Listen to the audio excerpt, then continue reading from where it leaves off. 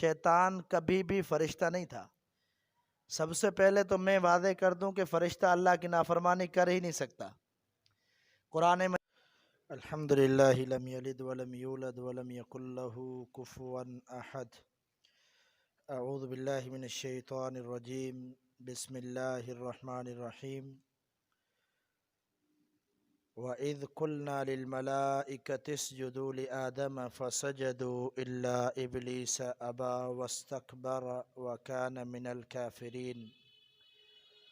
اور جب ہم نے کہا فرشتوں کے لیے سجدہ کرو آدم کو، تو سب نے سجدہ کیا مگر ابلیس شیطان۔ ابا، اس نے انکار کیا، واستکبر اور تکبر اختیار کیا، وکان من الکافرین اور وہ کافروں میں قرار پایا۔ وقلنا اور ہم نے کہا یا آدم، اے آدم، اسکن رہ تو انت وزوجک اور تیری بیوی الجنت جنت میں، وکلا منہا اور دونوں کھاؤ اس سے، رغدن سیر ہو کر، حیث شئتما جہاں سے بھی تم دونوں چاہو، ولا تقربا هذه الشجرۃ اور نہ قریب جانا دونوں هذه الشجرۃ اس درخت کے، فتکونا من الظالمین پس ہو جاؤ گے تم ظالموں میں سے۔ ان دو آیات کی انشاءاللہ مختصر وضاحت کرتے ہیں۔ پہلی آیت کے اندر اللہ رب العالمین نے تخلیق آدم کے بعد، سیدنا آدم علیہ السلام کو بنانے کے بعد، اس میں روح پھونکنے کے بعد اللہ تعالیٰ نے فرشتوں کو حکم دیا کہ سجدہ کرو آدم کو۔ واضح طور پر اللہ تعالیٰ نے یہی کہا تھا، حکم دیا تھا سجدہ کرنے کا، اور سجدہ کا صحیح معنی یہی ہوتا ہے کہ اپنی پیشانی کو زمین پر رکھنا۔ تو اللہ تعالیٰ نے حکم دیا، یہ اللہ کا حکم تھا، تو فرشتوں نے سجدہ کیا، الا ابلیس، ابلیس نے انکار کیا اور تکبر کیا۔ یہاں پر بہت سارے لوگوں کو یہ مغالطہ لگا، یہ غلط فہمی ہو گئی کہ ابلیس بھی فرشتہ تھا، حالانکہ اس طرح نہیں ہے۔ آپ مشہور لوگوں سے، عام لوگوں سے سنیں گے کہ ابلیس شیطان بھی تو پہلے فرشتہ تھا، حالانکہ اس طرح نہیں ہے۔ اس کے کئی دلائل موجود ہے قرآن و حدیث کے اندر کہ شیطان کبھی بھی فرشتہ نہیں تھا۔ سب سے پہلے تو میں واضح کر دوں کہ فرشتہ اللہ کی نافرمانی کر ہی نہیں سکتا۔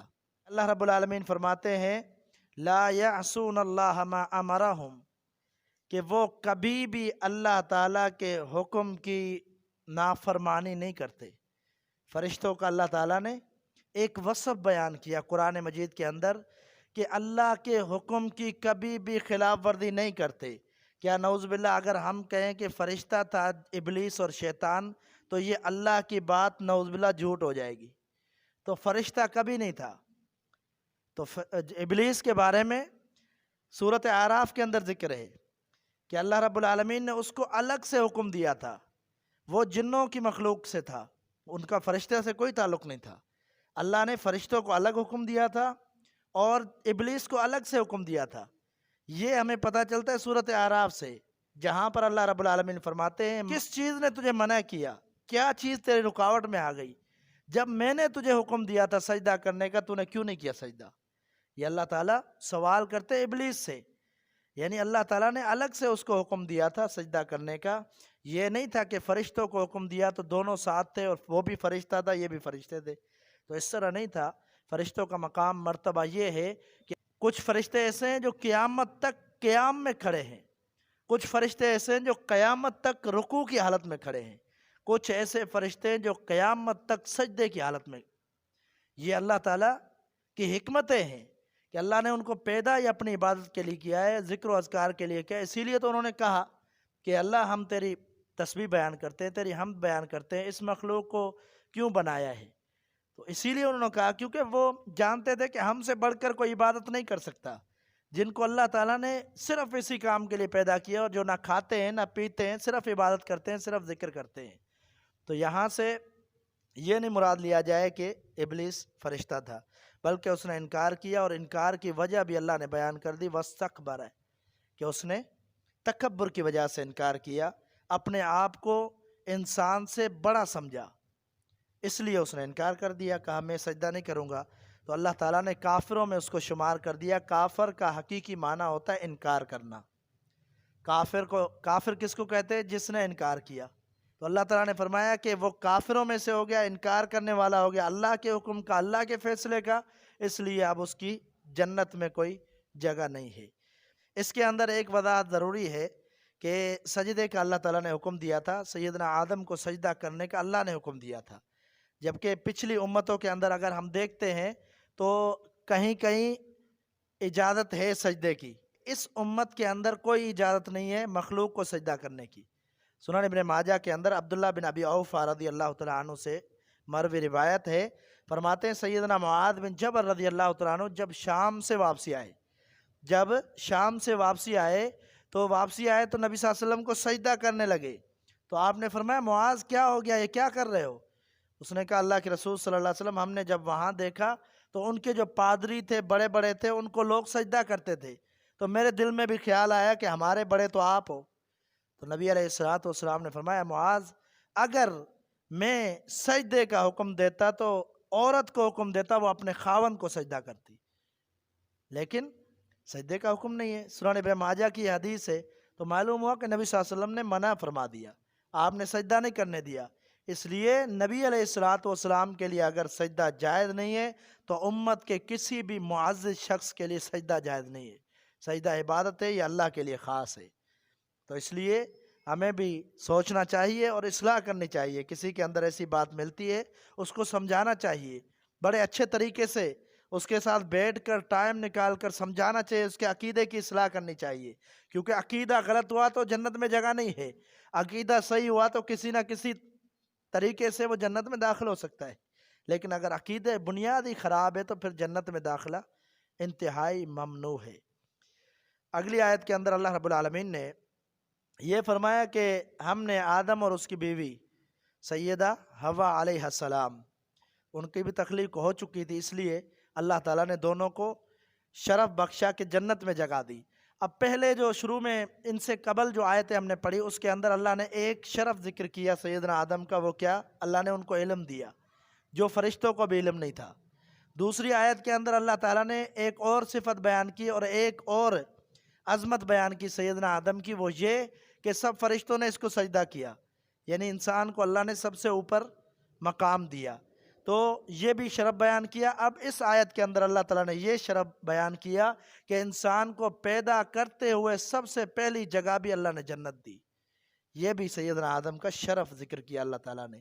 تو آدم علیہ السلام اور اس کی بیوی سیدہ زوجہ سیدہ حوا علیہ السلام، ان کو حکم ہوا کہ جنت کے اندر رہو، کھاؤ پیو جہاں سے تمہارا جی چاہے، لیکن ایک درخت سے منع کر دیا گیا، کہا کہ اس کے قریب نہ جانا، فتکون من الظالمین، تو تم لوگ ہو جاؤ گے ظالموں میں سے۔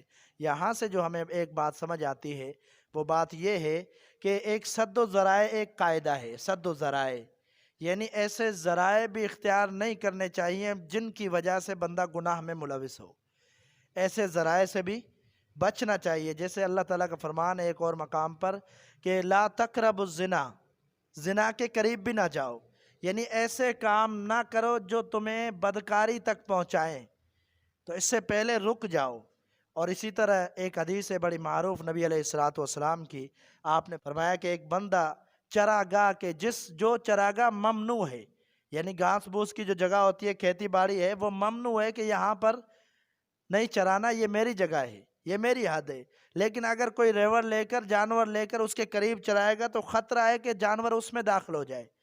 تو آپ نے فرمایا کہ اسی طرح ہر بادشاہ کی چراگاہ ہوتی ہے، اور اللہ کی جو چراگاہ ہے وہ حرام کردہ چیزیں ہیں، اللہ کی جو چراگاہ ہے یعنی انسانوں کے لیے وہ حرام کردہ چیزیں ہیں، اس لیے ان حرام کردہ چیزوں کے قریب بھی نہ جاؤ تاکہ بچ جاؤ، اگر قریب جاؤ گے تو خطرہ ہے کہ اس کے اندر داخل ہو جاؤ، تو اس لیے ایسے امور سے بچو کہ جو برائی کی طرف لے جائے۔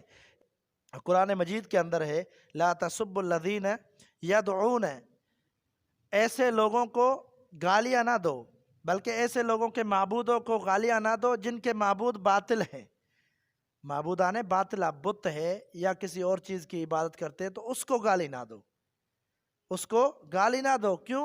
وجہ اللہ نے ذکر کی، اللہ نے فرمایا فَيَسُبُّ اللَّهَ عَدْوًا بِغَيْرِ علم، یہ لوگ جواب میں تمہارے حقیقی رب کو برا کہیں گے اور گالیاں دیں گے دشمنی کے طور پر اور جواباً طور پر۔ تو اس سے بہتر ہے کہ تم ابتدا نہ کرو، جب تم لوگ نہیں کرو گے تو یہ ذریعہ نہیں بنے گا، تو وہ بھی گالیاں نہیں دیں گے تمہارے رب کو، اس لیے گالیاں نہ دو معبودان باطلہ کو۔ تو معلوم ہوا کہ ہر وہ چیز جو گناہ کی طرف لے جائے اس سے بھی منع کیا گیا ہے۔ تو اس کے اندر یہی ہے کہ اللہ تعالیٰ نے سیدنا آدم اور ان کی زوجہ کو یہی حکم دیا تھا کہ اس درخت کے قریب بھی نہ جانا۔ اگر قریب نہ جاتے تو پھر کھاتے بھی نہیں، لیکن اگر قریب تک پہنچ گئے تو پھر انہوں نے کھا لیا۔ تو آگے اللہ تعالیٰ کی توفیق کے ساتھ بیان کریں گے۔ وما توفیق الا باللہ۔